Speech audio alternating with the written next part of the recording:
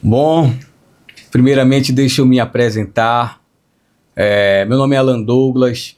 Eu sei que vocês estão acostumados, vocês aí do outro lado, estão acostumados a assistir testemunhos, a ouvir sobre a palavra de Deus, principalmente de maneira filmada, televisiva, de uma forma diferente, em altares, nas igrejas, em congressos.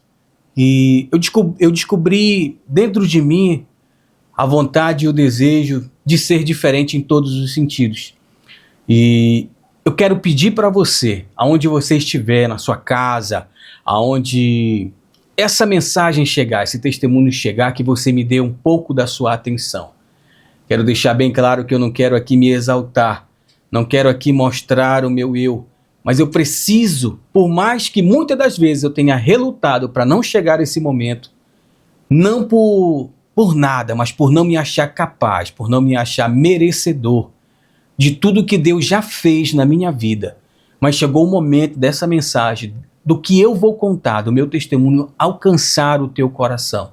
E eu espero em Cristo Jesus, na certeza que vai chegar na hora certa, que vai chegar no momento oportuno, e que você me dê a honra de fazer parte, e que você venha a fazer parte do meu testemunho. Como eu disse, me chamo Alan Douglas. No dia de hoje, nessa data, são apenas 19 horas e 39 minutos. Hoje é 28 de maio de 2025. Quero agradecer desde já, antes da gente começar, a Deus por esse grande privilégio de ter preparado esse ambiente. Quero agradecer ao meu pastor Carlos, que aqui está.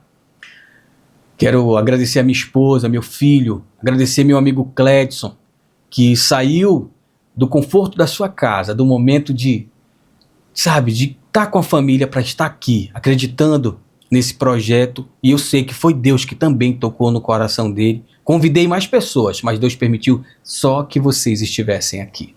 Mas antes de começar o meu testemunho, hoje pela manhã bem cedo, eu pedi para Deus uma palavra e uma resposta. E Ele me deu no livro de Salmos, capítulo 4, no verso 3, que diz assim: Sabeis, pois, que o Senhor separou para si aquele que lhe é querido. O Senhor ouvirá quando eu chamar a Ele. Em outras línguas está quando eu clamar a Ele. Ou seja, ainda há pouco falamos aqui que tudo tem um tempo. Deus preparou esse ambiente. Não quero ser redundante, mas vou falar para vocês. Hoje completo 33 anos de idade. Sei, sou ainda muito jovem, mas eu queria contar um pouco do meu testemunho, da minha vivência até chegar aqui. E eu quero chamar a atenção em especial dos papais e das mamães. Eu queria chamar a tua atenção, pai, a tua atenção, mãe, para esse, em especial, capítulo da minha vida. Eu sou o segundo de 3 filhos, o famoso filho do meio.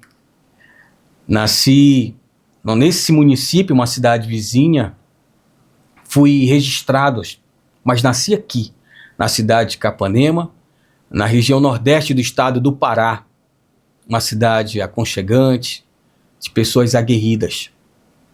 Sou de uma família muito humilde, família muito carente, mas que nunca faltou amor. Sou neto e bisneto de estivadores, pessoas da roça. Uma vida simples. Nasci sem muito luxo, mas com muito carinho. Fui muito bem educado pela senhora Dona Bené, minha avó, que hoje partiu, auxiliando e ajudando minha mãe, que me teve muito nova, junto com meus irmãos.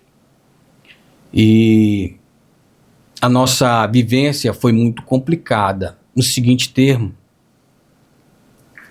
Logo quando eu nasci, não entende, como toda criança, a gente não entende certas coisas, mas com o tempo fui amadurecendo. Por volta dos meus 5 anos, muito observador, eu percebi e percebia que sempre tinha alguém, alguma coisa me observando.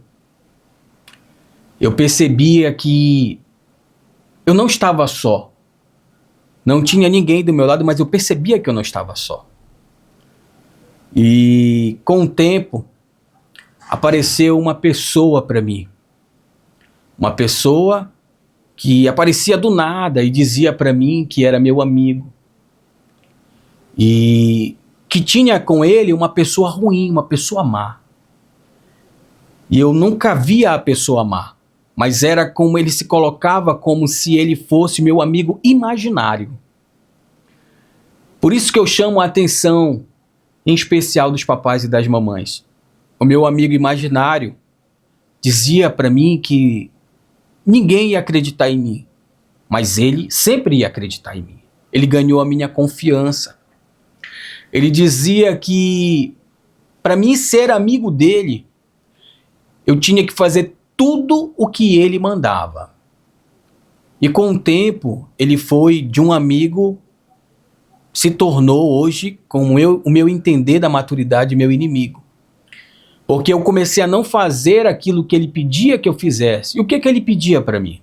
Ele pedia para eu andar como as meninas, falar como as meninas, não andar com os meninos, para eu não jogar bola.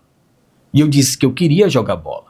E ele dizia, não, você não pode fazer isso. E com o tempo, eu fui falando para as pessoas. Fui falando para minha avó que me criava, fui falando para minha tia, fui falando para todos que me cercavam. Eles diziam, isso é coisa da cabeça desse menino. Esse menino, ele é mentiroso. Ele criou um cenário onde, quando eu abria a boca, as pessoas diziam, isso é mentira. Porque eu falava aquilo que ele mandava eu falar, porque ele ameaçava a minha família, ameaçava a minha avó. A palavra de Deus diz hoje, com o meu entendimento, que o inimigo ele fica ao nosso derredor. E é verdade, é real, hoje eu entendo. E com o passar do tempo, ele queria que eu falasse como as mulheres, como as meninas da época. E eu queria brincar bola, eu queria ir para o campinho, eu queria poder fazer o que os meninos faziam. Ele dizia, se você sair, eu vou matar os teus irmãos. Quando tu chegar, vai estar todos mortos. Então eu era uma pessoa mal vista que falava sozinho. Mas eu sabia com quem eu estava falando. E não adiantava eu falar, porque ninguém acreditava em mim. Eu era um mentiroso que vivia isolado. E só tinha aquela presença que eu não sabia de onde vinha, que se fazia como meu amigo. Hoje eu consigo falar para você que está aí do outro lado com tranquilidade, mas até pouco tempo eu não conseguia falar. E com o tempo, ele me fazia eu escutar conversas, ele me levava até certos lugares para me ver coisas que não era certo crianças verem. Ele me conduzia, então, com o passar do tempo eu ganhei um apelido. Não era um apelido, como eu fui criado sem maldade, então aquele apelido que naquela época me chamava, eu corria muito, eu era muito magro, me chamavam de viado, animal viado. E eu pensei que era porque eu corria rápido, na minha inocência. Mas quando mais idade eu ia tendo a oportunidade de amadurecer, eu ia percebendo que aquilo não era uma brincadeira. Não era por conta que tinha a oportunidade de correr muito. Não era por isso. E um dia eu disse para ele que eu não queria mais. Eu não queria mais fazer o que ele mandava, eu não queria mais agir da forma que ele mandava. Ele dizia, agora não tem jeito, ninguém mais acredita em ti. Ninguém acredita mais em nada que sai da tua boca. Eu sou o teu único amigo.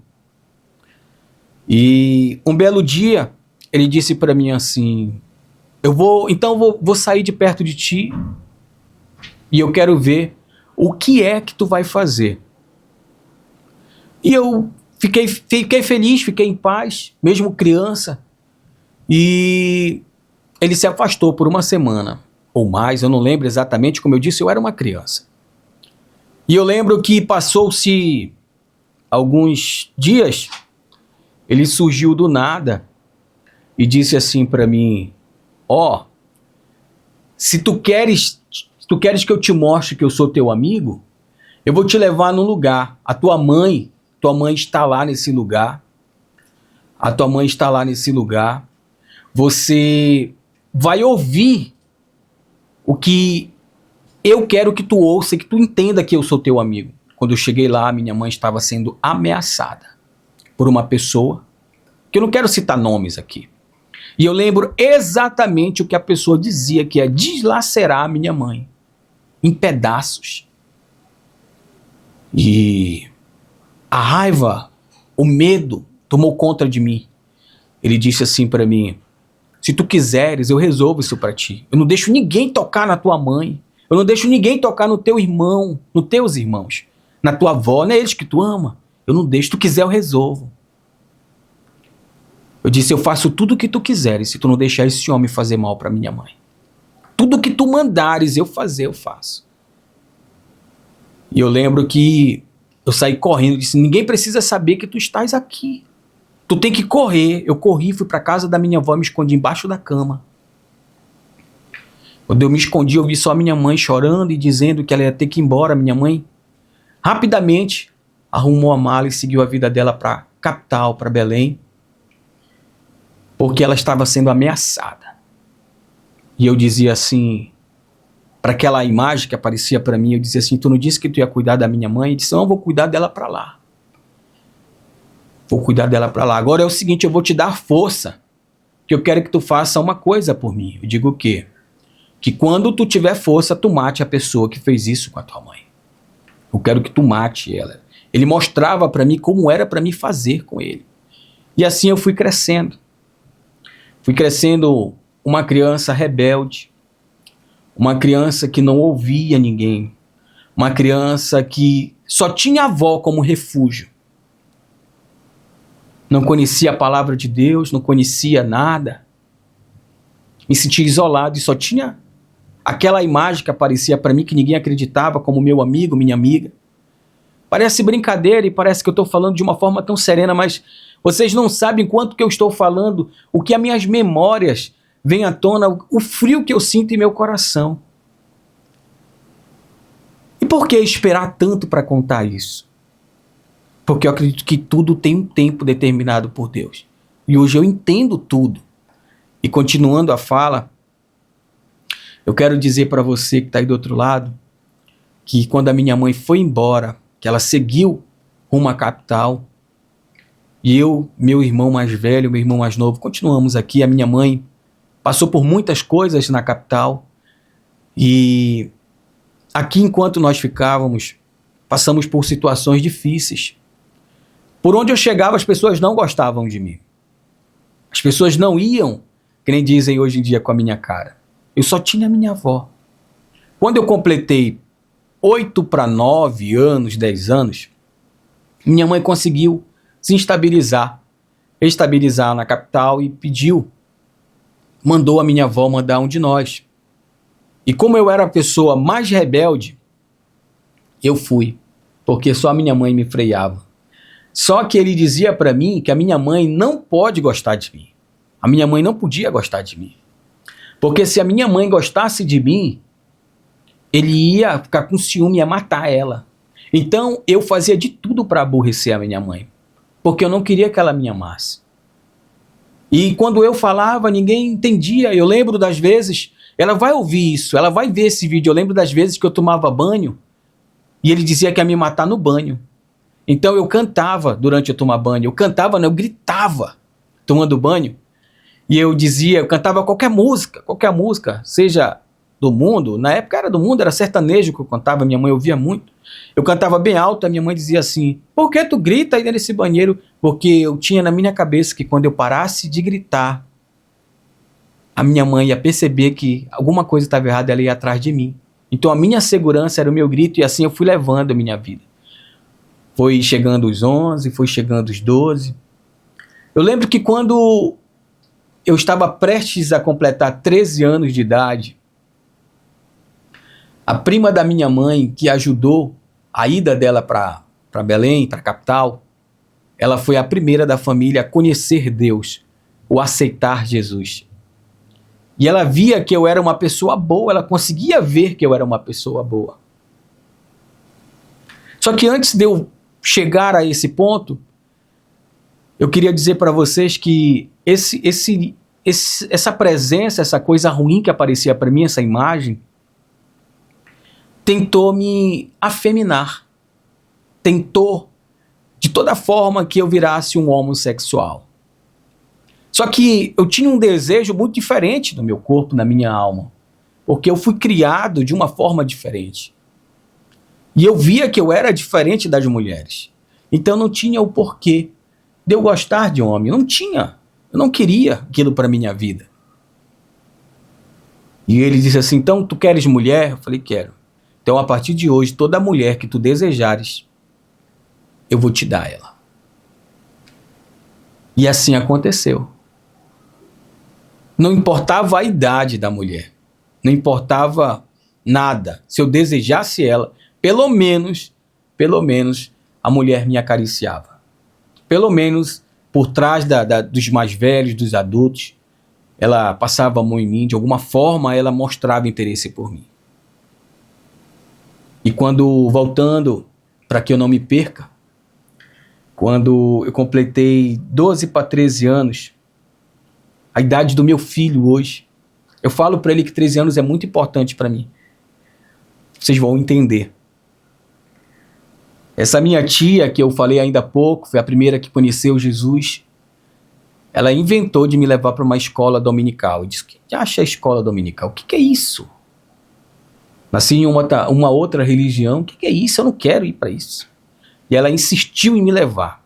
Eu lembro que eu me escondia porque ele não deixava eu dormir. Então o meu corpo não aguentava. E tinha horas que eu acho que eu desmaiava de sono, mas porém eu acordava muito cedo porque eu tinha medo de acordar e a minha família está morta. E assim, é que é difícil falar. Eu lembro que no domingo, bem cedo ela passava, eu acordava, pegava uma bicicletinha e ia comprar pão. E na frente da casa que eu morava, tinha um quintal bem grande com os muros. Eu comprava pão e me escondia em cima de um pé de cacau que tinha, porque ela ia passar, ela ia me procurar, em casa eu não estava. Ela ia pensar, ele está na padaria, lá eu encontro ele, não, eu estava escondido, e assim eu me escondi dela por diversas vezes. Até um dia, eu acredito que o próprio Deus deu astúcia para ela dela ir e voltar. Quando ela voltou, ela me pegou descendo do muro, descendo do cacaueiro. E ela me chamava de Gog. Ela disse, Gog, hoje tô com problema na perna. Tem como tu me levar? Astúcia. Tem como tu me levar na igreja? Não, tu não quiser entrar, só me leva. E assim foi. Eu fui. Templo central da igreja Assembleia de Deus do município de Marituba. E eu lembro que lá tinha uma irmã que eu nunca vou esquecer ela. O nome dela, só chamavam ela de do Carmo. E quando eu cheguei, ela olhou para mim e disse assim, você tem um brilho diferente. Você tem uma luz diferente. Eu posso te abraçar? E eu lembro que volta e meia, essa mulher me abraçava. E ela tinha idade de ser a minha mãe. E o abraço dela era tão diferente. O abraço dela, imagine, eu só fazia a minha mãe ficar triste comigo. Ninguém queria ficar perto de mim. E uma pessoa veio do nada e me abraçou. Você imagina o que uma criança, um pré-adolescente, como ele se sentiu diante dessa situação? Como ele se sentiu em meio a tudo isso? Então, assim, eu queria dizer uma coisa para vocês. Abracem. Se permitam ser o mais agradável possível. Sejam, sim, um instrumento na hora certa. Às vezes um sorriso esconde coisas que vocês nem imaginam. Não são só as minhas ou as suas dores, são as nossas dores. Se a gente não pode ajudar, mas a gente pode, de alguma forma, ser uma boa diferença. E ser uma boa diferença é a maneira de ajudar. Eu lembro que a dona do Carmo, aquela irmã maravilhosa, tenho um sonho de conhecê-la, de encontrá-la. Provavelmente eu vou ter essa oportunidade se Papai do Céu não a levou, se ela ainda não precisou dela. E ela disse assim, tu podes vir domingo, no próximo? Digo, posso. Eu queria chorar. E ela disse assim para mim, então faz o seguinte, vem hoje à noite. O culto da família é uma benção. Eu nunca tinha ido num culto. Eu disse, eu não sei, eu vou te buscar. Onde é que tu mora? E eu fiquei com vergonha dela ir me buscar. Eu digo, não, eu venho, mas eu não tenho roupa de crente. Eu não tenho roupa de crente, dona do carro. Ela disse, o que é roupa de crente? As roupas que crente usa, olha, calça aí, desse jeito. Não sabia falar que era social. Ela disse, venha do jeito que você quiser. Eu lembro que eu tinha uma camisa polo, cor verde, cor de abacate. Era um verde, eu não sei nem que verde é aquele, mas era um verde, nossa, muito forte.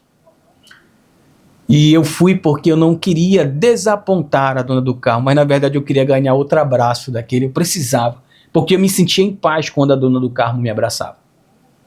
E a minha mãe, muito católica na época, dizia assim, tu vai para a igreja de crente fazer o quê? Tu não é católico? O que tu vai fazer lá? E tal. E a minha mãe não queria, mas também, por respeito à minha tia, que eu chamo ela de tia, que é prima dela, ela deixou. E assim eu ia. Eu só ia pelo abraço. Se a dona do Carmo tiver a oportunidade, me der o privilégio de um dia ver esse vídeo, esse pequeno testemunho, seria muito importante para mim. Você foi muito importante para mim. Muito, muito importante. E assim, eu comecei a ir para a igreja, E eu lembro que tinha um pastor, porque ele já partiu. O nome dele é Itamar. Não sou bom, minha esposa está aqui, ela sabe que eu não sou bom de lembrança, de memória, não sou. Mas ele eu nunca vou esquecer, porque toda vez que eu ia para a igreja, eu ia pelo abraço da dona do Carmo e eu ia para zombar dele. Porque ele era magro, bem magrinho, mais magro que o senhor, meu pastor. Meu pastor está aqui na retaguarda. E bem branquinho a cabeça dele. Parecia assim, sabe, um Papai Noel, que nem desses que fazem ilustração, só que desnutrido. Oh, meu Deus, misericórdia. E ele era assim. E ele pregava, sabe, com uma calma. Eu disse, esse homem, só comigo, dentro de mim, eu dizia assim, esse homem tá para morrer. Veio aí para a igreja, fazer o quê? Aposentado. Tá bem pegando o dinheiro dos irmãos. Preciso ser sincero nas palavras que naquela época, na inocência, eu falava. Não entendia nada. E quando foi um belo domingo, estava tendo uma campanha na igreja, um congresso na igreja, que eu comecei a ir, a Assembleia de Deus, e ele seria o pregador. Eu disse, nossa, como é que esse senhor, ele já se tremia, como é que esse senhor, desse jeito, vai pregar para um tanto de gente, que a igreja é gigante lá. Nem eu quase não estou entendendo o que ele está falando, ele vai passar vergonha. Eu comecei a zombar no dia que ele pregava. E eu lembro que, do nada, aquele dedinho trêmulo apontou na minha direção em meio à multidão. E ele disse assim, ei, psiu, psiu. Ninguém olhava. Ei, psiu. Aí quando eu levantei, eu tenho um olho bem embaixo, eu levantei o olhar e disse assim, é tu. Tu pensa que eu não estou te vendo, mas eu estou te vendo. Eu sei tudo o que acontece contigo. De repente, o pastor começou a falar, mas foi tudo sobre a minha vida. Tudo, ele falou tudo, sem falar o meu nome. Tudo que eu estava vivendo, tudo que eu tinha vivido. Ele falou. E eu olhava para minha tia, que ela estava do meu lado, e eu só comigo. Eu disse assim, rapaz, essa mulher é cagueta, viu? Ela contou tudo que eu vivo. Ô mulher fofoqueira, não venho mais nessa igreja não. Só que ele começou a falar coisas que só eu sabia. Coisas que só eu vivia. E aquilo me chamou muita atenção. E eu disse, será que é comigo? Ele disse assim, é contigo mesmo. É contigo que eu quero falar. Tu não é homem, né? Tu que é o machão, porque eu tinha um negócio. Como eu fui criado sem pai, eu não levava desaforo para casa. Podia ser o tamanho que fosse. Se eu não pudesse bater com a mão, era com pau, com pedra, o que tivesse, eu batia e corria. Era assim, revoltado. Nem parece. Mas era desse jeito, a gente sorri, relembrando de tudo aquilo que a gente viveu. E voltando para a ocasião, o pastor ainda com o dedo apontado em minha direção, em meio àquela multidão, eu sentia que aquela palavra era para mim, porque tudo que ele falava era aquilo que eu estava vivendo, eu tinha vivido. Chegou em um certo momento, um certo ponto, que ele disse: não é tu que é o brabo, não é tu que é o machão, não é tu que não tem medo de nada? Então vem aqui na frente, vem na frente do altar e enfrenta o grande homem dessa terra e sobre ela. Te entrega para ele. Vem aqui na frente, entrega a tua vida para Deus. É tu mesmo que eu estou falando, é contigo. É o som do teu pensamento, do teu coração. E eu olhava, e eu lembro que eu olhava, meus olhos enchiam de lágrima a ponto que eu acho que todas as lágrimas que eu tinha guardado ali, que eu era rancoroso, saíram sem eu falar nada. Eu lembro que eu ensopei a minha camisa com lágrima e eu comecei a me tremer de uma forma que o meu corpo, quem estava em minha volta, percebia que o meu corpo tremia, tremia, tremia. E a minha tia olhou para mim e disse assim: tu queres ir lá na frente? Eu não conseguia dizer que eu queria. Por isso é importante a gente estar atento a toda e qualquer, sabe, oportunidade. E eu só fiz balançar a cabeça. E eu lembro que a voz gritou. Aquela voz não entrava, aquele ser que aparecia para mim não entrava no templo. Então eu queria ficar na igreja, porque lá dentro ele não entrava. Lá eu estava em paz. Lá eu sentia que a minha família estava segura. E lá ele não entrava, mas eu ouvia o grito dele. Ele disse: não vai, tu vai passar vergonha. Eu ouvia o grito dele, de longe, como se ele estivesse pela vidraça gritando: tu vai passar vergonha. E nesse dia, a minha tia me pegou pela mão. O meu corpo, eu fui de uma forma tão desengonçada lá na frente, porque as minhas pernas me levavam e o meu corpo estava literalmente para trás. Eu fui realmente com as pernas me levando, literalmente, e o corpo querendo ficar. Quando chegou na frente, que eu olhei para aquela dimensão da igreja, eu me senti uma formiguinha. O templo lá é gigante. Imagine um jovem, nunca tinha visto tanta gente me olhando e só eu estava lá na frente. E eu ouvi a voz dele que dizia assim: não vai, não fica aí, tu vai passar vergonha. Quando eu olhei, que eu senti que eu ia passar vergonha, eu disse só comigo, eu disse assim: e agora, o que eu faço? Eu ouvi a minha voz dizer para mim: agora fecha só o teu olho. E eu fechei os meus olhos. E eu fechei os meus olhos. E o meu corpo, eu não sentia o meu corpo mais. Eu não sentia nada. Eu fiquei anestesiado. Eu fiquei num êxtase tão grande, tão intenso, que a minha boca começou a verbalizar, falar coisas. E eu sentia que o meu rosto tremia, meus dentes a ponto de bater um no outro, e eu ouvia só o chiado da minha boca. E os meus olhos eu não conseguia abrir.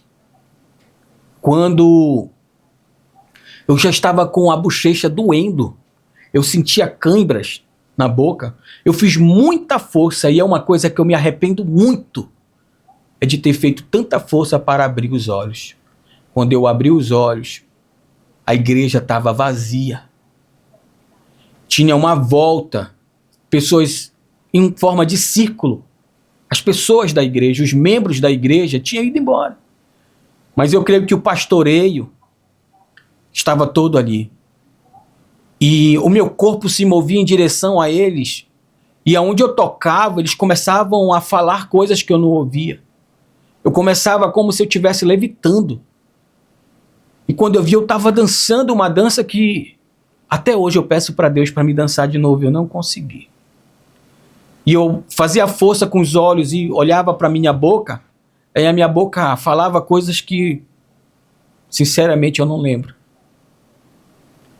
Eu só lembro que a igreja já estava parte... O fundo da igreja, assim, estava tudo escuro já e só ali. E a minha tia, eu lembro da minha tia chorando. E quando eu olhei para cima, o pastor estava levitando, cantando, pulando. Ele estava dançando lá em cima de uma forma diferente. Ele desceu na minha frente, assim, pelas escadas, quando ele me abraçou. Eu senti como se ele e eu levitássemos assim, sabe? Era uma paz, uma...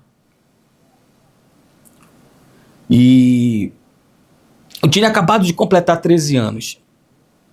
Foi próximo ao meu aniversário. E é uma coisa que eu não consigo explicar. Eu só lembro que naquele dia, naquele período, naquele tempo, eu saí da igreja chorando. Eu queria, só o que eu queria era abraçar todo mundo. Eu saí abraçando. Eu queria abraçar. Eu sentia a necessidade de abraçar. Eu cheguei em casa abraçando todo mundo e chorando. A minha mãe perguntava: o que que tu tem, menino? O que foi que fizeram contigo? Eu disse: não, mãe, eu te amo tanto. Mãe, me perdoe. Eu só fazia pedir perdão para minha mãe, para os meus irmãos e abraçar. Eu lembro que eu não consegui nessa noite dormir. Eu só chorava. E eu não sentia o meu corpo na terra. E eu só queria sentir aquela paz e viver aquela paz. E a minha voz era muito fina. Era muito fina a minha voz. Era irritante. E pela primeira vez, na noite, eu queria entender aquilo que eu tinha vivido e não sabia e não tinha ninguém para me explicar. Eu lembro que na madrugada, meu irmão dormia numa bicama, encostado da minha, meu irmão mais novo. E eu disse assim, pela primeira vez: Deus dos crentes, tu tá aí? É tu que tá aí, Deus dos crentes. O que era aquilo que eu senti naquele dia? Naquele momento, naquela hora? Eu não estava em mim. O que foi que aconteceu? E eu começava a chorar. E eu lembro que eu disse assim: eu posso te pedir uma coisa? Só no meu subconsciente eu nunca tinha, nem fechava o meu olho que eu tinha medo. Eu disse assim: eu queria só te pedir uma coisa, eu não gosto da minha voz. As pessoas mangam da minha voz. Tem como o Senhor, Deus dos crentes, trocar a minha voz? Desculpa estar reclamando da minha voz, mas tu me dá a oportunidade de ter uma voz melhor. Só melhora um pouquinho, engrossa um pouquinho a minha voz. Eu não gosto dela. E eu lembro que eu adormeci chorando naquela noite, naquela madrugada. Eu acordei na segunda-feira rouco. Acordei muito rouco, muito rouco. E até hoje eu tô rouco. Até hoje eu tô rouco. A voz que vocês estão ouvindo foi a voz que eu acordei naquele dia. E o mais engraçado de tudo isso é que a minha voz foi a coisa que mais gerou recurso e dinheiro, que mais abriu portas para mim. Primeiramente Deus, e foi a minha voz. Hoje eu trabalho com a minha voz. Mas sempre a gente tem que vigiar. Passei um tempo na igreja, fiz parte do coral. Com 15 dias eu aprendi todos os louvores do grupo Louvor e Adoração da igreja Assembleia de Deus. Todos os louvores que faziam parte da cantata. Eu aprendi. Todos em 15 dias. Eu dormia e acordava com os louvores na cabeça. Sem eu nunca ter cantado. Sem eu nunca ter participado. E passou-se uns meses e aquela presença não aparecia mais para mim. Quando foi um belo dia, eu não sei se eu vou conseguir ilustrar para vocês que estão aí. Quando foi um belo dia, a gente tinha uma cachorrinha, o nome dela era Meg, ela já partiu. Eu fui levar comida para Meg na casa que a gente morava. Do lado a casa era muito varandada, muito grande, toda varandada. Eu fui levar comida para ela. E eu lembro que ela latia muito quando ela me via e eu não entendia o porquê. De repente que eu olhei para cima pela primeira vez, aquele espírito que me rodeava, que me cercava, que me atormentava, apareceu para mim de cabeça para baixo, desfigurado, com a língua para fora, dizendo que não ia desistir de mim. E pela primeira vez eu fiquei com tanto medo dele que eu nunca tinha visto ele desfigurado. Eu não sei se você já viu aquele filme que passa chamado Olhos Famintos, é um filme de terror. A imagem dele é idêntica àquele ser que aparece místico lá, desfigurado, de cabeça para baixo. Eu fiquei com tanto medo na hora que eu vi, que eu passei mal, caí por cima da cachorra da Meg, e a Meg começou a latir desesperada. E eu gritava, minha mãe, sem entender, com raiva, chateada, me fez ir lá. Eu disse para ela, pela primeira vez, eu disse para ela que eu não iria. Ela podia fazer o que quisesse comigo, mas eu não iria. Porque ele estava lá e ele não entendia. E eu comecei, dentro de mim surgia uma força que dizia só para me repreender aquilo em nome de Jesus. E eu repreendi, até que aquilo sumiu. E para encurtar a história, passaram-se 8 meses mais ou menos que eu estava dos meus 13 para 14 anos, um período de 8 meses que eu tinha aceitado Jesus, estava na igreja. O inimigo armou uma emboscada para mim, permitiu com que o meu irmão levasse umas meninas para dentro de casa. E uma das meninas que estavam lá gostava de mim. Eu não sabia que ela era esposa na época ou se envolvia com uma pessoa que mexia com tráfico de drogas. E essa pessoa ficou sabendo e tentou tirar a minha vida. Tentou tirar a vida do meu irmão. E o meu irmão mais velho, muito inocente na época, sem entender o que tinha acontecido, a gente soltava pipa, a gente era menino. A gente estava fazendo uma pipa, uma rabiola, não sei como é que você, um papagaio. E o meu irmão estava com uma faquinha na mão, fazendo ali a tala, eu não sei como é que você chama, o mecanismo que arma ali aquela seda. E um dos meninos envolvidos tentou agredi-lo. E ele estava com aquela faca na mão, num ato de desespero, ele tentou se esquivar e a faca passou no pescoço do menino. Só que não chegou a cortar a jugular, apenas arranhou, não chegou a ferir, literalmente, a jugular, a garganta. E esse rapaz saiu em direção à casa dele, os membros da família dele, naquela ocasião, e disseram que eu e meu irmão tinha tentado contra a vida deles. Aí você imagina o que aconteceu. Nós dormimos, porém não amanhecemos na nossa casa. Tivemos que ir embora, se esconder. Viemos para essa cidade, para Capanema, onde nós nascemos. E ficamos aqui na casa da minha avó. A minha mãe procurou uma outra residência, a gente foi embora para a capital. Daqui já fomos direto para lá. O inimigo armou uma emboscada para me tirar dos caminhos do Senhor. E eu caí. E aí eu esfriei na fé. E aí eu passei mais de 10 anos, mais de 15 anos afastado. E querendo sentir aquela presença e eu não sentia. Envergonhado por aquilo que a minha mãe tinha vivenciado, porque foram na casa que a minha mãe morava e tentaram invadir a casa com a minha mãe dentro, eu me sentindo culpado. Me sentindo uma pessoa não digna. E eu ia para a igreja, mas eu só visitava, não sentia mais nada e me perdi. Comecei a consumir drogas, comecei a beber, me meter no alcoolismo, comecei a me relacionar com pessoas que não eram boas pessoas, boas vivências. E com isso eu me perdi. Me perdi, me afastei. Um belo dia, quando eu completei, minha vida foi muito corrida, quando eu completei logo 18 para 19 anos, eu comecei a trabalhar numa indústria e lá comecei a ganhar dinheiro. Lá comprei a minha primeira moto, com 18 anos eu comprei minha moto importada, estava indo muito bem, já estava me relacionando com uma pessoa e estava vivendo uma vida estável. E de repente tudo começou a ficar ruim.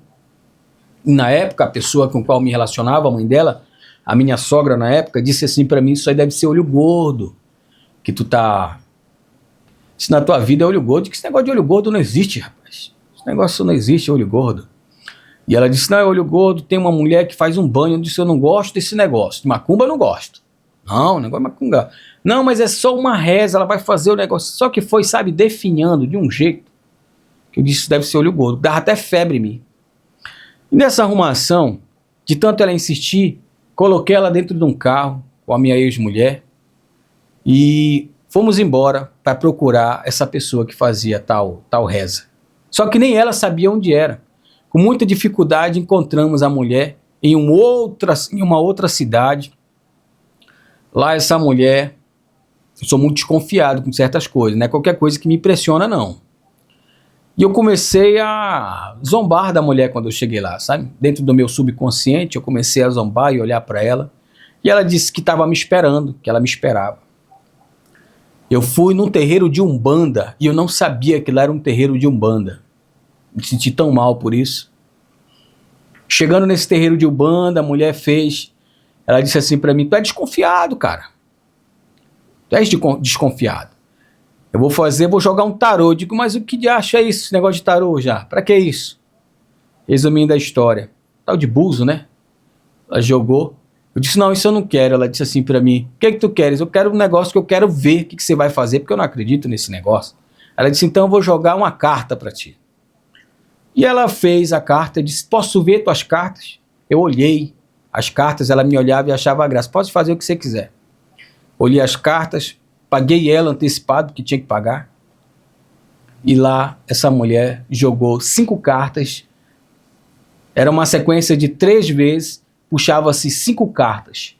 E essas 5 cartas aí tinham que ser idênticas as 3 vezes que ela puxasse. Eu não entendo muito como funciona. E aí realmente foi puxada as cartas, quem puxava era eu, e realmente surgiu as mesmas imagens. E as cartas que eram puxadas, as 5 diziam sobre uma prosperidade, um ouro que vinha sobre a minha vida. Dizia-se sobre um acidente que ia acontecer comigo. Dizia-se de uma viagem que eu iria fazer para longe. E nessa viagem para longe, de repente essa mulher olhou para o canto e disse assim, aquela dali é tua companheira? Eu disse, é, mas ela não é tua mulher. Ela pode ser tua companheira hoje, mas ela não é a tua mulher. Essa daí mesmo não. A mulher que tu vai casar, ela é branca e loira. E tu vai para longe, vai viajar para longe. E nessa viagem para longe, tu vai conhecer a mulher com quem tu vai casar. E tu imagina ela falar isso com a mulher do lado, a ex-esposa olhando. Até aí, não sabia o que falar. De repente, essa mulher baixou a cabeça, olhou para mim e começou a perguntar para mim de uma forma, com uma voz diferente. Ela dizia assim para mim, ó, deixa eu te fazer uma pergunta, tá de brincadeira comigo? Aí eu olhei para ela e não sei entender. Ela disse assim, ó, tu é do cara lá de cima, é? Aí eu peguei, olhei, sabe, assustado. Ela disse, tu é do cara lá de cima? Se você é do cara lá de cima, o que tu tá fazendo aqui? Não pode ficar em cima do muro, não. Em cima do muro não aceita. Ou você pula pra cá, ou você fica pra lá. Em cima do muro, não. Você pensa que isso aqui é brincadeira? Você pensa que ele é brincadeira? Com o cara lá de cima a gente não brinca. Ou tu é do cara de cima, ou tu é do cara daqui. Aí de repente a mulher voltou, sabe? Serena. Isso é, meu filho. Tem uma coisa estranha. Tu já foi evangélico? Tu é evangélico? Eu digo, sou. Mas se tu quiser, nós desmancha isso. Só tu trazer uma roupa branca, a gente faz um banho na cachoeira, vou acender a vela do teu anjo da guarda e tá tudo resolvido. Mas tu tem que escolher o que tu quer da tua vida. Mas antes de tu ir, eu quero te dizer que uma pessoa muito especial da tua família é uma mulher de oração, é uma senhora, uma anciã. Ela tem um acordo com o homem lá de cima, um negócio que eu vou te contar, viu? Rapaz, ela esticou o braço dela assim e disse assim, ó, é como se o braço dela fosse de elástico assim, envolvesse toda a família de vocês e vocês ficassem guardados e essa senhora é a tua avó. Eu disse, é mesmo? Tu conhece a minha avó? Eu não, mas o cara lá de cima conhece. Diga mesmo, é? Então tá bom. Aí, meu filho, aí acabou, paguei ela e tudo mais. E eu vou te dizer uma coisa. Não sei quem estava usando ela ali. Eu sei que na parte de Deus era Deus. Mas tudo que essa mulher falou, naquele momento aconteceu até hoje na minha vida. Com a exceção do ouro. Com a exceção do ouro. Ela não caiu, hoje. O ouro ainda não chegou. Mas tudo que ela falou. Eu fui para uma viagem. Fui para Macapá. Não, antes de ir para Macapá, para quem conhece, fui em Barcarena. Em Barcarena conheci uma lourinha. Dessa lourinha virou a minha lourona. namoramos, casamos, é o amor da minha vida, me deu a oportunidade de ter uma família, dizer que é minha. Mas, dali em diante, meu casamento, o outro casamento que eu tinha acabou. Encurtando a história para vocês, para que vocês entendam a dimensão do que eu quero falar. E aí, o que tu queres falar mais? Agora vem o mais importante. Passou-se os anos, fica na igreja, vai para ali, vai para ali, vai para cá, vai para ali. Não se firmava em lugar nenhum. Resumindo a história para vocês, encontramos um lugar que mostrou para a gente que o mundo espiritual era real. Nesse lugar a gente aprendeu a fazer propósitos, começamos a congregar, oramos, buscamos. E eu e minha esposa virávamos a madrugada orando nos propósitos, em casa, com a família. E Deus, Ele fez milagre na nossa vida. Só que na medida que a gente orava, que a gente buscava, Deus começou a fazer com que nós enxergássemos certas coisas. E o lugar que a gente estava congregando não era um lugar que era para a gente ficar. Nesse meio tempo, a gente ficou triste, se afastou e começamos a buscar somente em casa e visitar. Não quero citar nomes, eu não quero falar o que aconteceu lá, só quero dizer que lá não era lugar para a gente. Foi o lugar para a gente aprender certas coisas, para a gente aprender que o mundo espiritual existe, que Deus é real, que Ele responde sim à oração de um justo, que Ele é fiel. Mas ali foi uma escola para que a gente pudesse aprender também a discernir. Discernimento é a palavra. E com o discernimento, eu comecei a discordar das coisas que não condiziam com a palavra de Deus. Não eram de acordo com a palavra, não está aqui, ó, é a maior revelação. Não concordo. De maneira nenhuma. E resumindo a história, começamos a esfriar, desempregados, já estava desempregado, estava no bico, né, fazendo bico. Passei uma situação difícil. Nessa situação difícil, eu comecei a murmurar. Eu lembro de uma vez eu liguei para minha mãe, e ela disse assim para mim: meu filho, pare com isso. E morreu um amigo nosso. Eu disse: eu não sei o que Deus quer de mim. Eu não faço mal para ninguém. Eu me coloco à disposição para ajudar todos e a todas. Às vezes faço até papel de tolo. Tiro da minha boca para me dar para a boca dos meus irmãos. E não estou me vangloriando por isso. E por que tudo isso acontece comigo? Aí ela disse assim: olha, o nosso amigo, não vou citar nomes, tudo que ele queria no leito de morte era viver. Hoje tu tem a vida e está reclamando. Eu disse: então que Deus me leve. Foi eu abrir a boca. Passou 3 dias, pastor. 3 dias se passaram. Começou a dar febre. Febre, febre, febre. Eu não aguentar. Falta de ar, tudo. Passei mais de uma semana na peleja, sem entender o que eu tinha. Foi logo que começou o negócio do Covid, né? Ah, é Covid. Fui pro médico, fiz teste de Covid, tudo que tu imaginar. Não dava nada. Só que eu não aguentava ficar em pé. Não podia haver um lugar que eu pudesse me deitar, em qualquer lugar eu me deitava. Eu comecei a passar mal. E eu lembro que uma tia minha, com um namorado na época que ela tinha, hoje é esposo dela, marido dela, começaram a me levar, eles que me levavam, não davam conta de andar. Eu comecei a emagrecer, só na febre, ninguém entendia o que era, ia na emergência, dizia que era só uma febrinha, garganta inflamada. Quando foi um belo dia, a minha tia disse: não, vamos tomar um coquetel na farmácia, já que você não quer ir lá. Me aplicaram um medicamento na veia lá mesmo, eu desfaleci. Na hora que o medicamento entrou em contato comigo, eu desfaleci, eu não conseguia mais, eu não tinha mais controle de mim. E lembro que nesse mesmo dia me levaram na emergência de novo, e lá eu desmaiei na emergência. E eu lembro que eu olhava para minha esposa, e eu queria poder cuidar dela, e eu não dava conta. Deus, ele foi tão bom que nesse lugar, nessa sala que eu estava, tinha uns médicos que estavam fazendo lá, como é que se diz? O médico vai se formar, vai fazer o... Não. Residência. Estavam fazendo residência lá. Muito obrigado, os universitários aqui. Fazendo residência. E tinha uma maca lá para eles fazerem tal, todo o procedimento que ali era necessário. E eu lembro que eu só deu tempo de eu me jogar, meio que de lado, assim, na maca. E lá eu fiquei. Rapidamente tinha um médico lá muito bom, enviado por Deus. Só dele me olhar, ele já sabia o que eu tinha. Ele disse, o sangue dele está coagulando. Leva ele urgente, me levaram para uma sala. Eu lembro que eu abri o olho e estavam enfiando agulha no meu umbigo. E lá eu tomei 2 ou 3 anticoagulantes. E ali começou um grande milagre na minha vida. E eu lembro que eu não conseguia me mexer, eu não conseguia nada. E o médico todo tempo me monitorando. E eu lembro que eles colocavam um aparelho para medir o oxigênio no sangue e ele se preocupava, porque não tinha praticamente nada. Eu não lembro exatamente.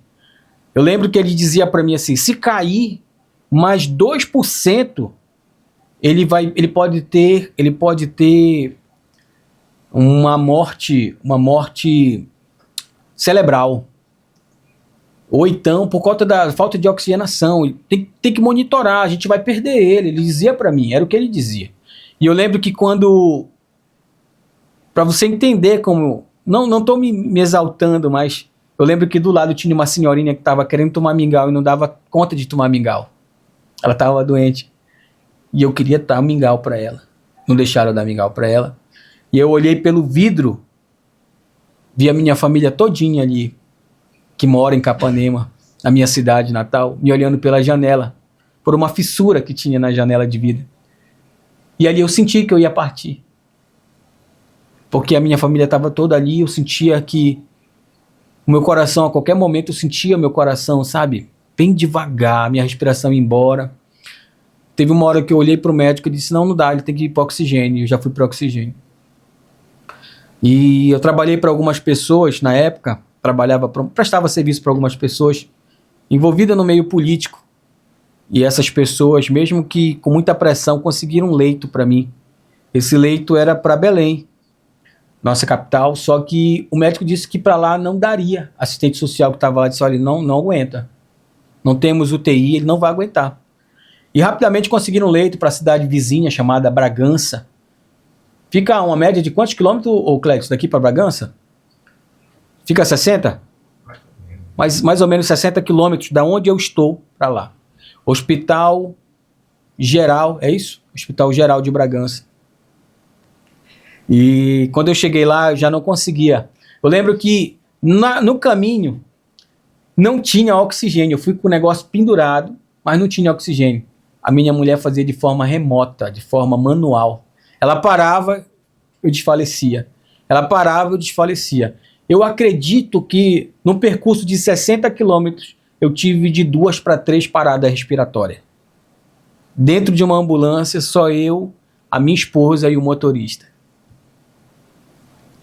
E chegando em Bragança, a minha esposa tem um conhecimento na área hospitalar, e ela chegou já falando como deveria acontecer, porque ela trabalhava na regulação, ela entendia como funcionava. E lá dizia, não pode, não sei o que, ela foi, subiu, ela viu que tinha leito, ela foi realmente usada por Deus naquele momento. E lá, eu não conseguia mais, eu já fui de cadeira de roda, amarraram um negócio lá, me deitaram, e o desespero bateu quando disseram para mim assim, você tem que ficar só. Sua esposa não pode ficar aqui. E aí começou uma luta.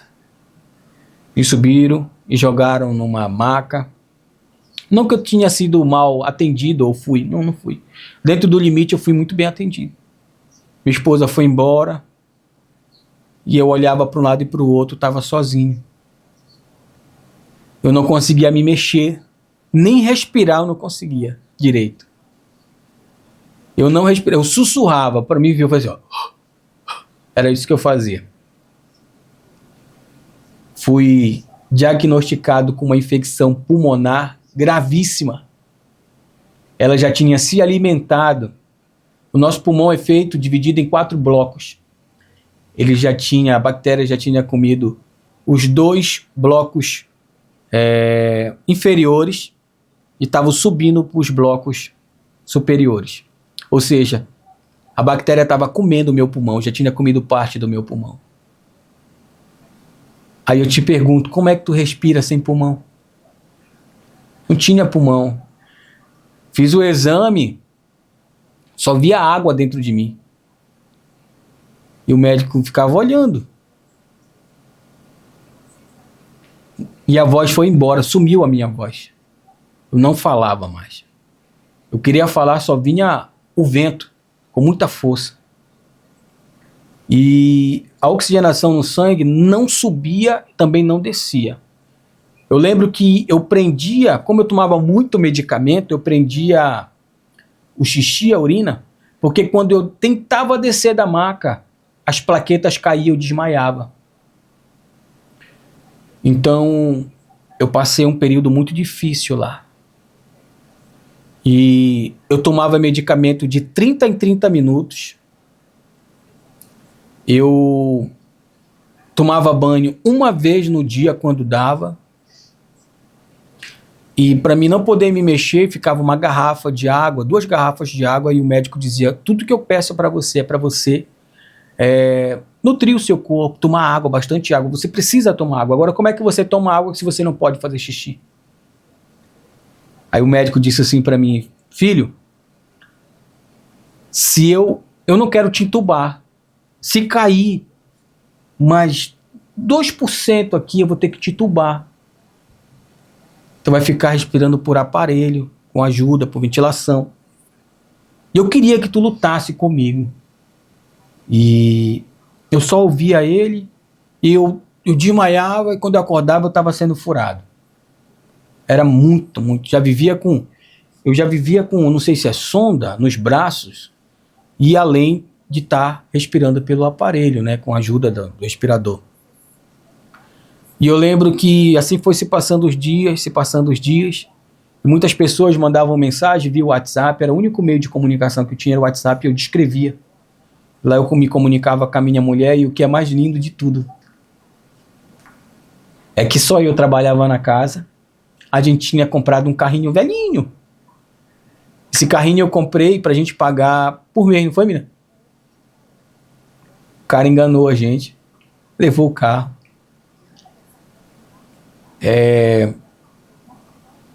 E eu preocupado com a minha família, eu só pedi assim, Deus, quiser me levar, me leva, não deixar minha família passar fome.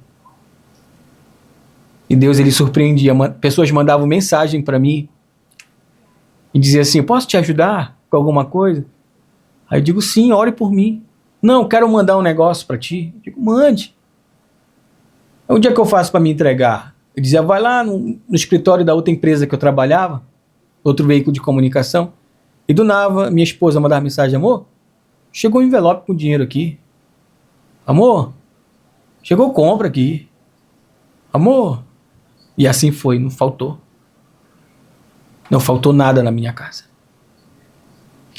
Só que aí, passaram-se os dias, e o doutor olhou para mim e disse assim, de madrugada, era por volta de 4h30, eu acordava com ele me olhando. Ele era muito atencioso, aquele médico. E ele não queria me perder. Eu lembro que uma noite, eu me arrastando, eu vi que tinha a senhora que estava no Mingau, que eu falei, que estava na emergência, em Capanema, no município que eu moro, foi para lá também. E eu tinha um cuidado com ela. Eu me arrastava pelas paredes, fugia para me ver ela. E quando foi nesse dia, eu me arrastando, olhei para a cama dela estava vazia. Eu perguntei, ela pegou alta? Não, ela morreu. Aquilo foi como um choque na minha alma. Eu disse, ela morreu, mas ela estava tão bem. Eu dei uma fruta para ela ontem. Ela morreu. O meu mundo, sabe, desmoronou ali. Se ela estava bem daquele jeito, ela morreu. Aí o médico chegou comigo na madrugada. Ele chegou, já estava acordado olhando. Ele falou, você não conseguiu dormir? Eu só falava que não, escrevia mensagem. Ele disse, eu preciso te falar uma coisa, eu vou ter que aumentar a dosagem do medicamento por 24 horas para ver como é que o teu organismo vai reagir, porque tu não tem um quadro de melhora. Eu preciso criar esse quadro de melhora, tu precisa se alimentar. Eu não entrava comida, eu botava comida na boca e empurrava com o dedo na garganta, com água e voltava. Aí ele disse assim para mim, tu precisa me ajudar, porque tu quer voltar para tua família? Eu dizia, chorando, só chorava. Aí ele pegou e disse assim para mim, ó, eu vou dobrar, só que é uma coisa, tem efeito colateral. Preciso te falar. Pode arrebentar tudo por dentro. Tuas veias, pode arrebentar tudo. Porque o teu organismo está muito fraco. Mas o que é que tu me diz? Só concordava. Eu lembro que para aplicar o remédio no meu umbigo, o anticoagulante no meu umbigo, que eu tomava periodicamente, tinha que colocar um pano umedecido no meu umbigo, porque a agulha não entrava, entortava e não entrava. A agulha, muitas das vezes, não entrava. Tinha que ficar por horas o pano ali, ressecado a minha pele, para você ter uma ideia do estado que eu estava.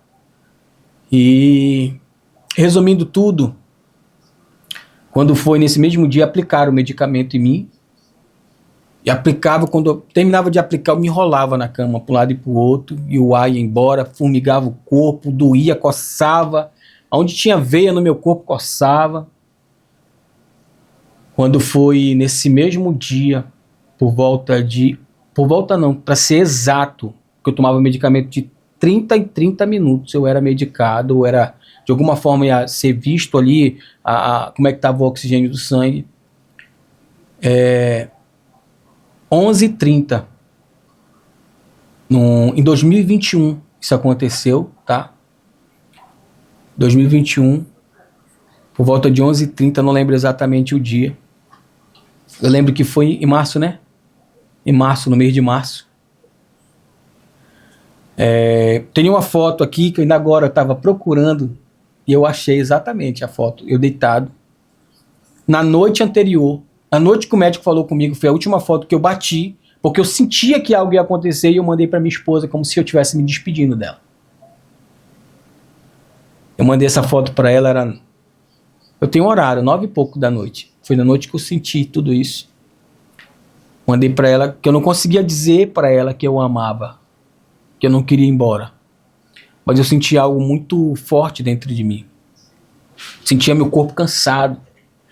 Eu estava cansado de fazer força para respirar. E 11h30 da manhã, amanheci. A moça disse para mim, seu Alan, bora tomar, muito gente boa, muito dócil aquela moça. Seu Alanzinho, ficava assim um quadro, bora tomar um medicamento. Ela aplicou o medicamento em mim. Quando ela aplicou, eu comecei a me enrolar. Aí eu só olhava para ela e disse, vai já passar, o senhor vai aguentar, o senhor é forte. De repente, não passou. Eu senti aquilo me arrebentando todo por dentro. Eu senti tanta dor que era como se estivesse enfiando facas por todo o meu corpo.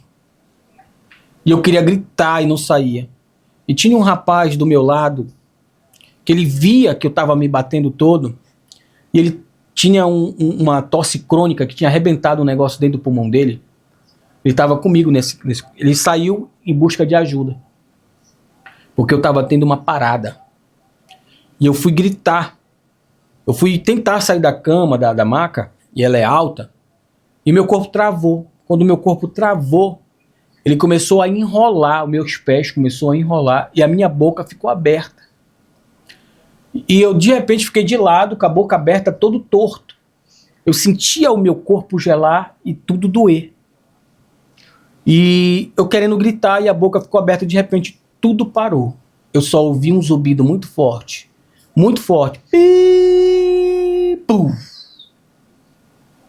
E o que eu consegui fazer foi... Só que o meu olho... Eu não conseguia mexer o meu olho. Mas eu conseguia enxergar sem mexer. E começou a ressecar a ponto de arder os meus olhos. A mesma sensação que você fica muito tempo sem piscar, digamos assim. Começou a arder, queimar meus olhos. E eu olhando para aquilo, de repente, a cama começou como se a cama estivesse levitando comigo. A cama começou a levitar. E o quarto que a gente estava, eu sozinho naquele momento, começou a ficar escuro. E o meu corpo começou a doer. Começou a doer, começou a doer. E de repente, com toda essa dor, eu com a boca aberta, eu senti as lágrimas quentes sobre o meu rosto gelado. Começou a dar um medo, um desespero. Eu não conseguia me mexer, não conseguia fazer nada. Naquele quarto escuro, eu comecei a ouvir uma música como se fosse somente uma cantata, uma música instrumental. Começou algo a brilhar naquela escuridão vindo em minha direção. Aquilo brilhava e quando eu vi, vinha de costa para mim.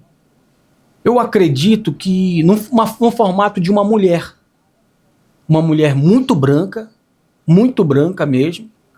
E ela vinha vestida como se fosse um maiô, que as mulheres vão à praia. Só que ela era muito branca e o maiô que ela estava era preto, porém com algumas coisas brilhosas, ou seja, era um preto que brilhava no escuro. E ela vinha de costa. Agora, uma mulher, aos olhos humanos, perfeita, muito bonita e muito alta, porque a cama que eu estava era alta e ela estava levitando, eu sentia que o meu corpo levitava como se eu estivesse em água, numa prancha, e aquela mulher, ela tentava de alguma forma, chegou perto de mim de costa. Eu preciso muito dar atenção, você que está aí do outro lado nesse momento, nos detalhes.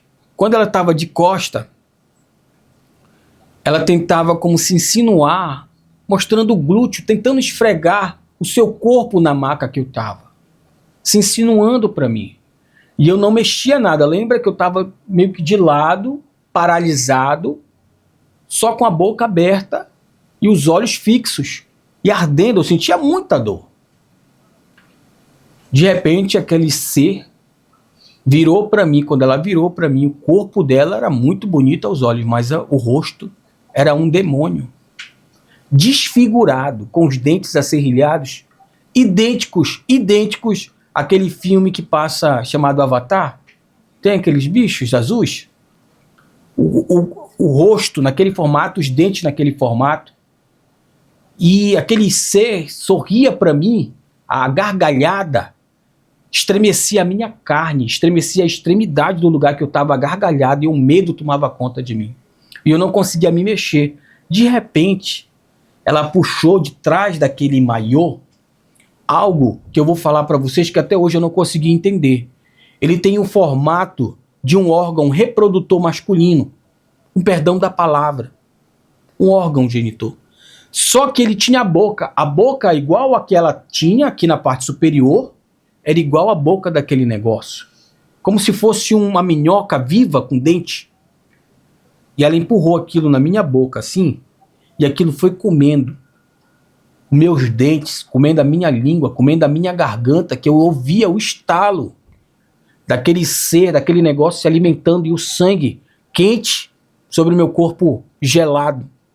Foi comendo e eu ouvia os ossos do meu peito, ele foi comendo por dentro, pela boca.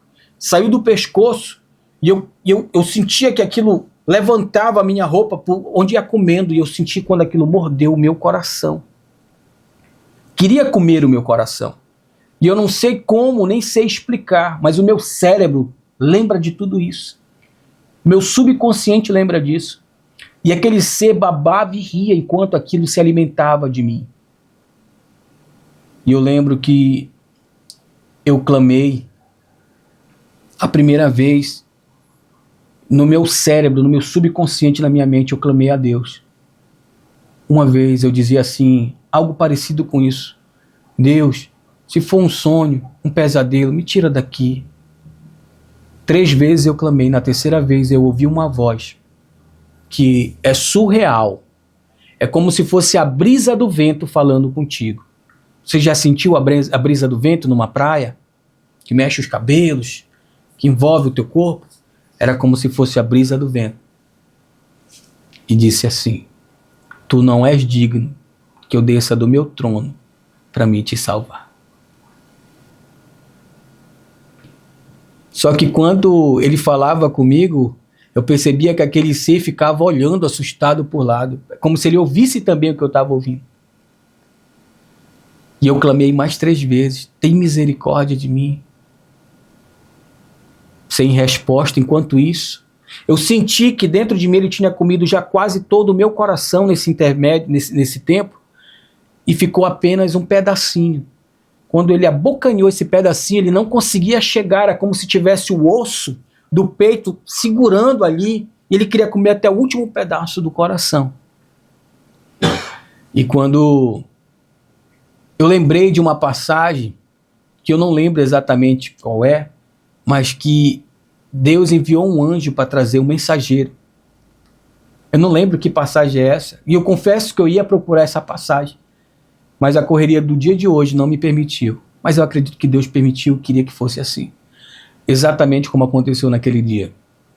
E naquele mês de março de 2021, eu falei: Deus, se for o Senhor que falou comigo, tu não podes descer, tu não queres ou eu não mereço. Envia alguém da tua parte para me salvar e me tirar daqui. Eu clamei por 3 vezes. Quando eu clamei na 3ª vez, que o meu cérebro, que o meu ser já não estava mais, eu sabia que ali já não tinha mais, não sei nem o que fazer. Eu sabia que ali tinha esgotado tudo que eu podia fazer. Era a minha última coisa a se fazer, era clamar. Era o que eu podia fazer, e somente com a mente. Eu lembro que aquele ser que estava ali, enquanto aquilo estava me comendo todo pela boca, que eu tinha arrancado isso aqui meu. Eu sentia um buraco aqui. Não tinha mais dente, eu não tinha nada. Eu tinha arrancado isso aqui meu tudo, comido. E eu lembro que eu olhei, os meus olhos estavam assim. E eu só fazia olhar fixo para cá. E eu via como se aquela escuridão, de repente, no canto superior, começou a, de alguma forma, ela começou a se retrair. E aquele ser começou a se abaixar. Se abaixar assim, enquanto aquilo estava me devorando, que tinha empurrado em mim, aquilo começou de uma forma assustadora, sabe assim, assustado, ele procurar. E eu lembro que passou assim como se fosse aqueles caças, aqueles aviões, passaram assim por cima de mim, dando tipo como se fosse um rasante, sabe? Muito rápido, a extremidade, tudo aquilo se mexeu. Eu preciso ser até mesmo dramaturgo na hora, para que vocês possam entender. E aquilo passou por cima de mim, e aquele ser querendo sair, puxar aquilo, mas aquilo estava preso nos meus ossos. Ele não tinha como sair tão rapidamente. E um ser com as asas abertas, a melhor e mais linda imagem que os meus olhos puderam contemplar. Gigante, pousou de costa para mim, do lado daquele ser, e eu perdi o medo. Eu lembro que eu perdi o medo, eu senti uma paz, eu senti a mesma coisa, a mesma sensação que eu senti quando eu aceitei Jesus com 13 anos.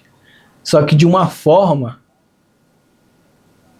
eu me emociono, de uma forma 1000 vezes melhor.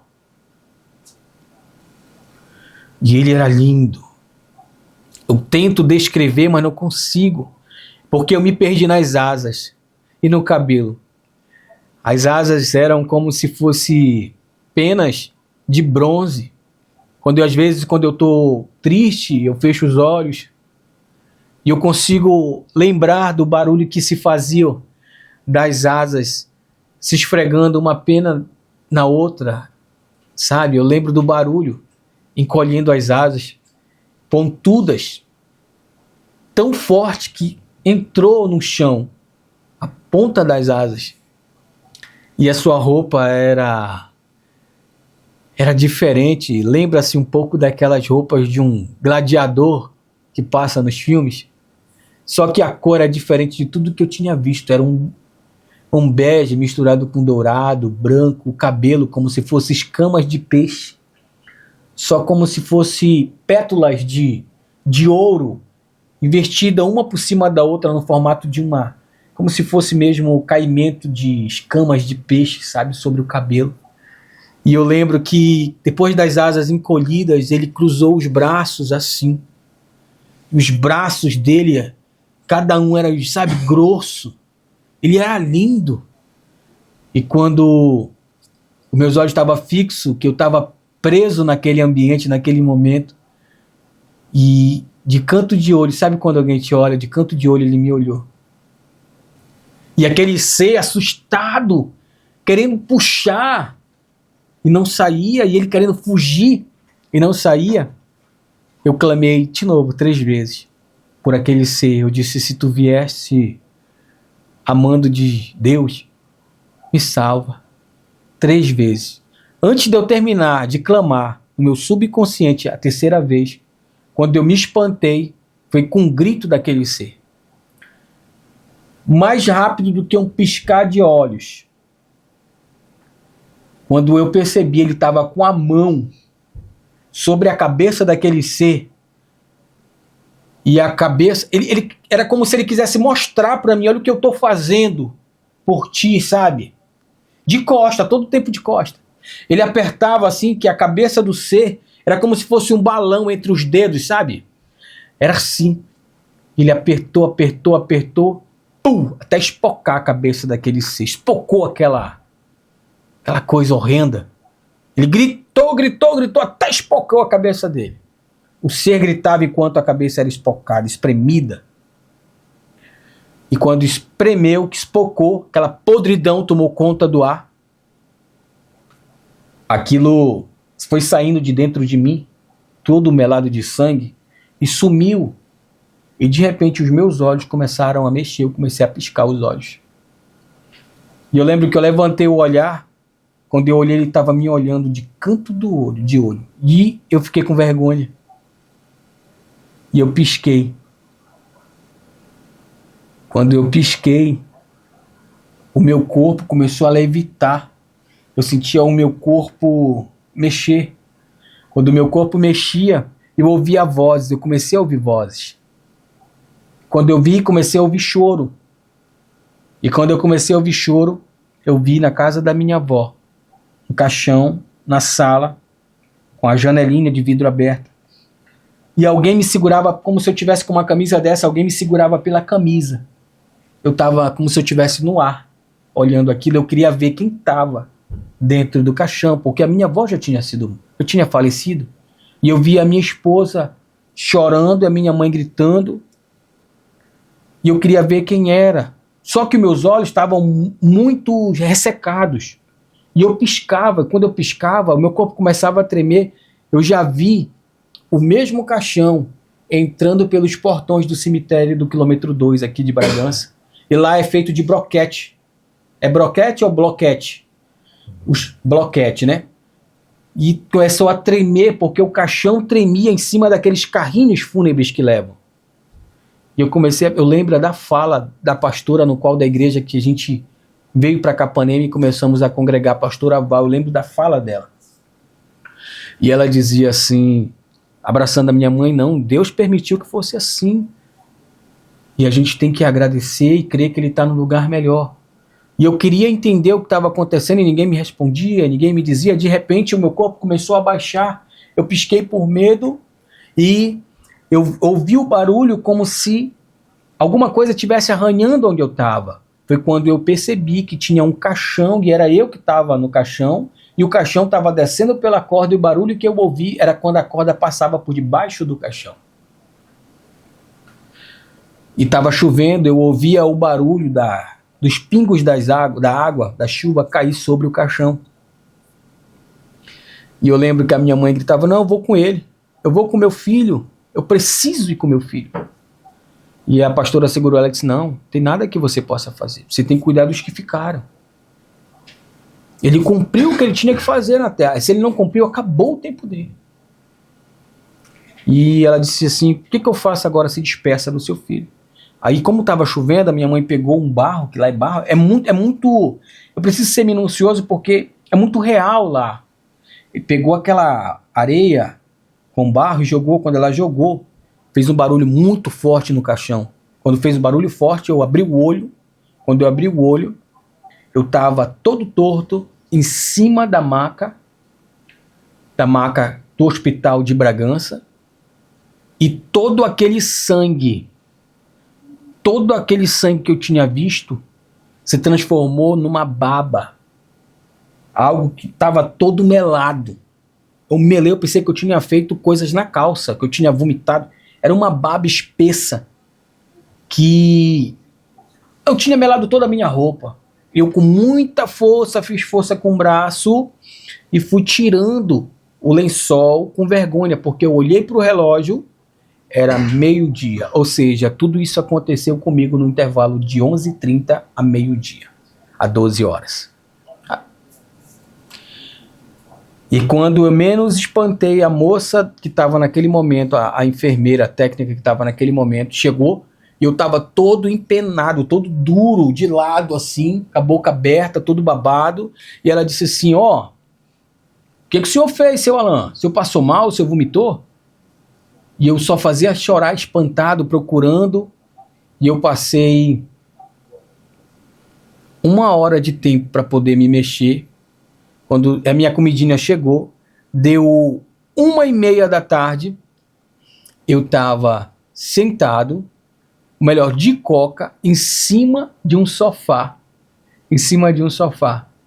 me alimentando, comendo com a colher, comendo normal, tem que abrir, comendo normal, me alimentando, como uma pessoa normal. Esse dia eu comi carne moída com macarrão, legumes e a famosa farinha de Bragança, que é tradicional da nossa terra, da nossa cultura. Passaram-se 3 dias.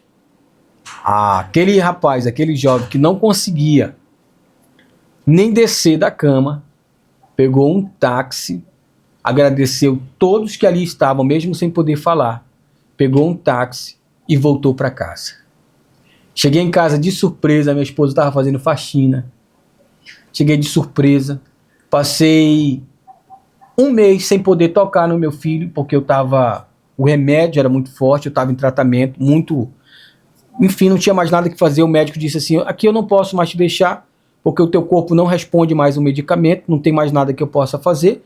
Tu tem mostrado um quadro melhor, vá para casa, se cuide, se hidrate, tome bastante suco, e qualquer coisa, se piorar, a gente te traz de volta, ou a gente te entuba, é o que a gente pode fazer. Só que ele se espantou que era nesse dia, era folga dele. Quando ele chegou, eu já não estava mais lá. Peguei um táxi e sem R$1. O pastor na igreja que eu congregava mandou um pix, não, pagou o taxista. Não, mandou alguém ir lá, levar o dinheiro do meu táxi. E eu vim embora para casa, não acreditando em tudo isso que eu tinha vivido. Por 15 dias eu pedi para Deus, se for verdade o que eu vivi, eu quero que o Senhor me acorde 5 horas da manhã. 5 horas da manhã eu estava deitado na minha cama. Parece que alguém atravessava o colchão da cama e me empurrava, eu já caía de joelho. Quando a minha mulher se espantava, eu já estava de joelho em cima da cama, orando, agradecendo a Deus por tudo aquilo que eu tinha vivido. E depois de 15 dias foi que eu fui contar para minha esposa o que eu contei para vocês hoje, que eu estou contando nesse testemunho hoje. Então, assim, depois de tudo isso, vivemos muitas coisas. Às vezes, coisas boas e às vezes coisas ruins. Mas hoje eu compreendo e entendo. Hoje, dia 28 de maio de 2025, dia que eu completo mais um ano de vida, eu escolhi esse momento, esse dia, Deus escolheu, eu creio, para que eu pudesse contar esse testemunho e dizer para você, pai, você mãe, Deus, ele existe e é real, mas o mundo espiritual existe também e é real. Existem coisas boas e existem coisas ruins. Amem mais os seus familiares, cuide mais das suas crianças, invistam em vocês, na família de vocês. Ensina a eles os caminhos, o caminho que eles devem andar, sim, como diz a Bíblia. Amem mais, acreditem mais. E depois de tudo isso, você ainda continua errando? Continua. mas eu também continuo acertando. Mas o melhor, eu continuo todo dia a busca incansável de ser uma pessoa melhor. De ser uma pessoa melhor. Primeiramente para agradar a Deus. E depois a todos à minha volta. Fazer aquilo que a Bíblia nos ensina. E eu não estou contando isso para me vangloriar. Estou contando isso porque eu quero que você entenda que você precisa sim acreditar e viver os seus propósitos, os projetos de Deus na sua vida. E para completar, a pessoa que dizia para mim, o ser que dizia para mim que eu não ia passar dos meus 13 anos, dizia para mim que eu não seria ninguém. Hoje eu estou completando 33. Sou casado, tenho uma esposa, tenho um filho, e eu tenho a certeza que a família vai crescer, porque Deus me fez sonhar com isso. E eu tenho certeza que numa próxima oportunidade, quem sabe, o dia que a gente tiver a oportunidade de gravar um outro testemunho, que a nossa vida é cheia deles, você vai ver a minha família ainda maior. E o que eu peço é que Deus abençoe você, abençoe sua casa, sua família. E se você achar que é necessário, leve esse testemunho adiante. Mostre para quem realmente merece e precisa desse testemunho. Quero aqui agradecer, primeiramente a Deus, agradecer a minha esposa Camila, agradecer ao meu filho, por nunca me desamparar, eu acertando ou errando, sempre está comigo como família. E agradecer ao meu amigo Clédson, que tomou um tempo, ou melhor, tirou um tempo do lazer da sua casa, da sua família, para me dar a oportunidade de gravar junto comigo. Agradecer o pastor que teve que sair nesse momento, mas agradecer do fundo do coração a toda a congregação, a todos. E dizer também, aquele que disse que eu não seria ninguém, hoje eu estou aqui, ó, nesse espaço que vocês estão vendo, aqui é o estúdio da rádio que eu trabalho, tendo a oportunidade de trabalhar com a voz que Deus me deu. E eu quero dizer para vocês, viu, que nesse meio percurso, eu trabalhei, ou melhor, eu pedi uma oportunidade de emprego para ajudar a minha mãe, eu com 14 para 15 anos, em uma empresa de venda de carro na capital. Lá não pude ter um emprego porque eu era menor de idade e tal, tem tudo isso. Mas resumindo a história para ti, lá onde eu não tive oportunidade, mas eu fui muito bem acolhido e o dono de lá me explicou que eu precisava ter a maioridade, que eles sim poderiam me dar a oportunidade, mas no momento oportuno. Parece ironia do destino, não é? O dono da empresa que eu estou agora, que eu trabalho agora, o proprietário da empresa é o mesmo que lá há 18 anos atrás me disse essas palavras, ele nem sabe disso, é o mesmo.